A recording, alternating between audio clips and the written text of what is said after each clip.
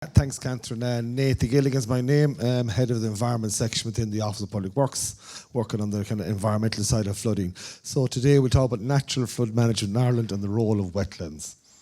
There's four elements to the topics, or four sections we'll cover. So the scale of floods and the scale of works on floods is increasing very fast in Ireland. Like, what is natural flood management? What do we call it? What's Ireland's current understanding around the effectiveness of natural flood management? And we'll have a quick look at maybe the roads for woodlands, where it's going in the future.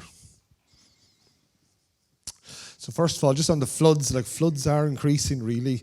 The last number of years, Ireland's got hit with some quite large floods. Roughly a 1 in 100 year event came in November 2009. About 1,600 properties are flooded. There was a lot of flooding on the east coast in 2011, about 1,700 properties, and another roughly a 100-year flood event hit Ireland in December 15, January 16, in the middle of Ireland. About 500 properties flooded. A lot of properties were saved, but about 2,000 properties were close to flooding. So I suppose it is moving up. It's now becoming a strategic national risk in Ireland to manage flooding. You have climate change coming. So roughly in the last 100 years, best guess is about the sea levels have risen by 190 millimetres. Seems to be rising at about 3 millimetres per year. All climate models point for Ireland for wetter winters, drier summers, and more aggressive storms, more high energy storms coming into Ireland off the Atlantic coast. Government funding is increasing very fast. There's nearly £1 billion allocation under the National Development Plan for 2017-2018. And basically what that means for OPW is our budget is going to double. So we are spending 50 million a year on flood relief schemes. By 2021, we have to be up to 100 million a year. So basically the next 4 years or so, we have to double our budget, our expenditure rate. When we talk about these flood relief schemes, just to show you the big scale stuff, what goes on in Ireland, I have no point or pen, but these are the big engineering designs where typically in urban areas in Ireland are getting flooded. Bridge widening, the bottom one there is Craughwell, County Galway. It's the old M6, basically the whole bridge has been replaced. That's a bypass channel comes through to get the flood passed around the town. Here, deepening channels, that's Bandon, County Cork. The whole river's been dredged basically to get the flood through the town. They couldn't build the walls any higher, so the river's been sunk. That's the top one, there's the walls, that's in Innis, the River Ferguson Innis, basically the walls have been risen to defend the town with pumps behind the walls. So that's the flood defences. That's the typical engineering structures. Then there's other ones what we call more non-structural design. So this photograph up on the right would be very typical of Clonmel, Fermoy, Mallow, all of these demountable defences. So typically of something like a 1 metre wall, the flood comes in at about 2 metres high. So basically there's a temporary defence goes in by the local authority in an emergency situation to close off the flood. And the seminars down here on the Dodder, and that's in Dublin, D4, the Baldbridge area, not far from the Aviva Stadium in Dublin, all floods. Where that person's walking, all that floods out, and the floods come down the Dodder system. So what happens in, the emergencies go off, and all these floodgates are closed. So the flood comes down across the public footpaths, but it can't get into properties. And then behind that is all this information just to show flood forecasting. There is hydraulic models running 24/7, 365 days a year. Someone has to work with this information the whole time, otherwise the alarms can't go off when they put up the defences and the system fails. So that's kind of the scale of flooding to show you it is increasing the amount of work going on around the country, say. Natural flood management, like, what actually is natural flood management when we talk about it? The simplest way is probably reduce flooding by using more natural methods to store or slow down the flow of water. So, or another way we often look at it, engineering point of view, is to design to renaturalise the catchment. So basically you're trying to bring nature back into position to slow rainfall drop moving down through the catchment and stop it all hitting the town at the same time in the bottom end of the catchment. What do we call it? There's lots of names get pushed around. Natural flood management, Scotland started using that a good few years ago. It's become quite embedded. The UK generally now in England has moved towards working with natural process term is what they tend to use now. Ireland, we tend to prefer the term natural water retention measures, and the Euro Commission use that as well. We feel it probably more closely reflects the impression of natural flood management. Might think people feel defended, whereas actually we're saying no, we're just going to capture water, not necessarily stop the flood coming. So just on the natural water retention measures, just to show people, there's a European Commission website, the main website where the European data is held, nwrm.eu. This is their website that have a case studies map. There's only 2 case studies shown for Ireland. The one there, the green one in the middle of Ireland, coincidentally, is actually a forestry one. It's Quilcha work that was done on the Durrow, on the Nore catchment for reflooded alluvial forest. There's a lot of information in this website if someone wants to drill into it. There's European guidance on natural water retention measures. Again, the Commissioner trying to encourage all member states to start thinking this way. So this will be a little simple diagrammatic of a catchment, what happens. So the way I describe it to people is it's more about integrated thinking. We're all heading this way where you're going to have to work together. There's no one authority is going to be able to solve this.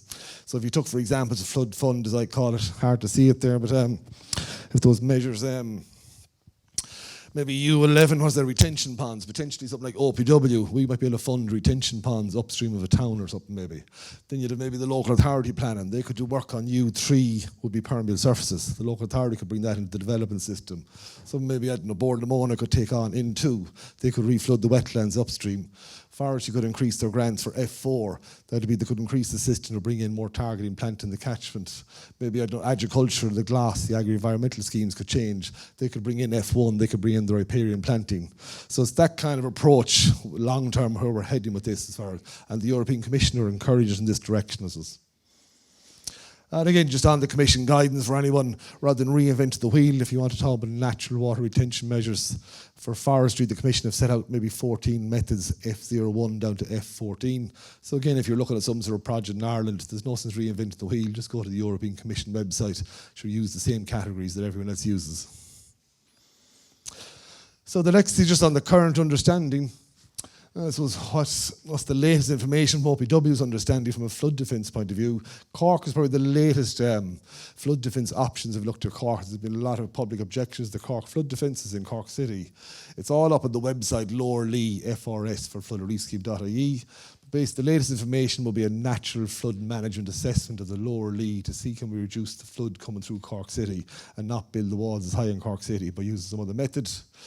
So it's a bit theoretical, but it was looked at this option of building 5,000 overland flow interventions the whole way across the Lee catchment in strategic points. These will be these kind of measures. They have used them in the UK, typically maybe some sort of storage bund system in a field to catch the flow coming down as the big storm hits. This is another type of one, maybe a hollow in a field where you build some sort of localised embankment. Again, it catches the flow coming off the field and slows it down. Despite all the 5,000 measures, of the theoretical calculations for the hydraulic model is that it won't reduce, so the 100-year flood in Cork City will only get reduced by between 0.5% and 4.5%. And that ultimately the city defences, the walls end up being the same height anyway. And as it has flagged the practicality, you're dealing with so many landowners, to put this in place and maintain it long term is very difficult. So this is to sum up, from our point of view, our current understanding, people who flooded Ireland and the insurance and in federation industry, it's a big issue for flood insurance in Ireland, people that want the 100-year flood defence by the Irish state. The natural water retention measures seem to have limited ability to handle the large floods, the large catchments, and the Lower Lee study would show that it's about 10 to 100 times bigger in scale than anything that was successfully done in the UK. It's just gone up, it's just too big of a scale. And so ultimately you still end up in protection or floods in Ireland. We still end up with walls, embankments, demountable defences, potentially some places a combination of flood storage and bypass channels. But it is recognised that smaller floods, smaller catchments can be helped by natural water retention measures, such as the Lee study has shown for some small little catchments in the Lee. Potentially them 5,000 measures could reduce the localised flood by 10 to 20%. But once it goes out to the bigger overall catchment and the rainfall patterns coming off the Atlantic, it gets swamped. It can't stop the flood hitting Cork City. But again, we're trying to be so positive towards it. We all recognise there's great benefits of the same too. Where we go, like natural flood management, it can reduce the need for raising flood defences. As a people, we can't keep raising flood walls and walls up and up in cities. It can buffer the catchment for communities in the future to extend more extreme events, like maybe there's more extreme rainfall patterns coming in, like the Inishowen and Plinson Donegal last year. Maybe natural flood management could help buffer because the rivers can't hold that kind of flow. It has a role in this wider catchment approach, it's almost an integrated approach, and it could complement, as there's multiple services and other traditional flood defences. And it has this idea of broader benefits to environment and society, from carbon capture to improving water quality to whatever we say storage. So it is recognised there's a lot of benefits also. This was the future, the way we're heading at the moment, like all new flood relief projects in OPW do consider natural water retention measures. If they're feasible, we try and do some sort of mix and match. This kind of Kilty design that's going to construction very shortly. So there's a flood storage compound areas being built on the just outside the town. There's still walls needed in the town itself to defend the town. So you kind of have a mix and match of engineering / slightly more natural. Just in most towns, we don't have enough space to flood upstream. It generates a lot of land, so a lot of the time it's not actually feasible. But it does give you a feel for the way we're thinking, the way we're going. And just on the national implementation, there is a lot going on. Just to remind people, I talked about integrated catchment management. Under the Water Framework Directive, there is a working group being formally set up in Ireland amongst all government agencies. There's a lot of agencies all fully supporting this, from the Forest Service, Environmental Protection Agency, Department of Agriculture, Department of Housing, OPW, Fisheries. They're all involved. We're all starting to think the same way towards integrated catchment management. There is research, it's on the website now. There's a $500,000 call under the EPA Strive programme, co-funded with OPW for natural water retention measures. We're going to start up a doctorate with Trinity College under an enterprise partnership scheme, and that's going to focus on forestry lands as well to look for demonstration sites for natural flood management type works. Lots of other organisations are doing work. You have Quilcha, they do a lot of active work on wetland restoration. Bord Lamona do a lot of work on bog rehabilitation. Other local authorities do various works, such as Dublin City Council built a few years ago the Tolka River Valley Park, a kind of wetland park up in the Tolka as part of overall amenity. And you could argue it's natural flood management in its own way. So there is a lot going on all the same.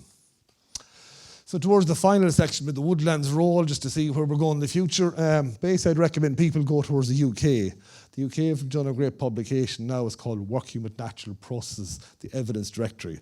So basically it's a whole central repository of information that gives the latest understanding around the whole idea of natural flood management, and it's got a lot of information on woodlands. So it builds on this idea of an evidence directory. It's got a lot of mapping systems with it, and it also clearly sets out there's information gaps and research gaps all over the place, particularly all around this idea of large floods and large catchments. These measures don't seem to work. Ireland and the UK have a lot of research to do yet. But just to show you, on woodlands, there's about 60 case studies officially used to populate that information in the UK. So case studies number 24 to 30 are actually under woodlands. So again, if you want to drill into the information, there's a lot of information there. They've produced a lot of these one-page summaries. They're very catchy, very quick. You'll get a quick feel for how successful your measure could be. They've little one-page summaries on catchment woodland, riparian woodland, leaky barriers. Again, if you're thinking about some sort of project in the woodland forest idea, go into that website. You'll get a lot of information from it. And so to finish off, just an example in England, you might come across this, a lot of news coverage is at Pickering, small town in Yorkshire in England. Got a lot of high profile, seen as a lot of very successful balance of natural flood management, how it helped defend a modern town in England. The catchment is a bit more complicated than it's presented sometimes. The picture here is actually engineering bund. There's a big reservoir built here, a big bund. There's a channel, it's hard to see, it's a culvert going out through, so when the flood comes down towards Pickering, it gets jammed at this spot and can only get through this kind of culvert. So actually 90% of the engineering design is around this engineering structure. However, it is complemented with two of these big timber bunds. They're basically 1.5 metre height barriers to go across the catchment to catch the flows that's coming down the catchment. And there's 170 or so of these large woody debris dams all over the catchment to slow down the flow coming down. And there's about 50 hectares of woodland has been planted. But the scheme has worked. It is quite a small catchment. It is only going for maybe what we call the 25-year design rather than a 100-year design. But when the floods hit England in 2015, the Pickering houses didn't flood. Now, it didn't get the main rainfall maybe, but still the scheme has showed it is successful. A combination of the engineering design and all the natural measures up in the woods did seem to work, and it has protected the town. So just a summary, as we have seen, the amount of flood works are increasing, the money's doubling up, a lot of money coming into the flooding now. So we tend to use the word natural water retention measures. You can use the EU guidance, EU uses the same thing. We're all trying to head towards maybe integrated catchment management. It's going to take a lot of work, but everyone, a lot of government departments starting to think the same way. Is this multi-benefit project idea is going to work? And this was for, if you're looking at a woodland scheme for Ireland, go to the UK websites, access all the evidence directory there and build your project case from there. And that's the end of my presentation. Thanks very much.